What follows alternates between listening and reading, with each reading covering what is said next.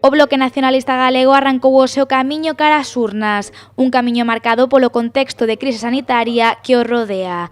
En canto á precampaña electoral, os nacionalistas aseguran que os medios de comunicación e as redes sociais terán un gran peso, aínda que non descartan que tamén se poden realizar actos públicos na rúa. Dentro desta campaña anormal, pensamos que inicialmente vai ser unha campaña máis mediática en as redes que a presencial, aínda que pensamos que máis adiante, desde logo, vai haber tamén unha campaña con presenza nas rúas, porque se pode ir á praia, se pode ir ás terrazas, se poden facer bodas, se poden facer misas, pois entendemos que tamén se poderán facer actos públicos coas limitacións e coas restriccións lóxicas desta situación. Coa vista postas a no vindeiro 12 de xullo, Luís Bará exixe as mellores garantías posibles, tanto sanitarias como democráticas. Teñen que ser unhas eleccións sen vantaxismos e sen trampas como pretende o Partido Popular.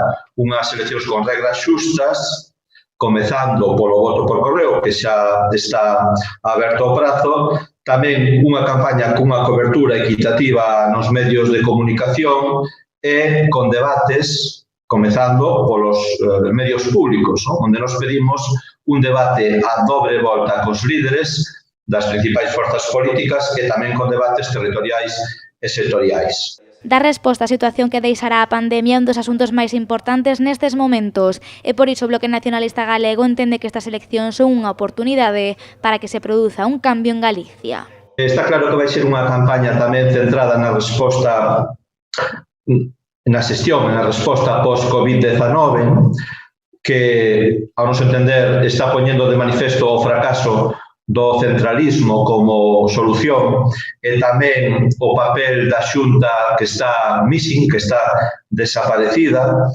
Quero poñer un exemplo disto que é que prácticamente é a única comunidade que non aprobou medidas para autónomos e para pemes, non? Cando case todas as comunidades do Estado español aprobaron este tipo de axudas económicas directas.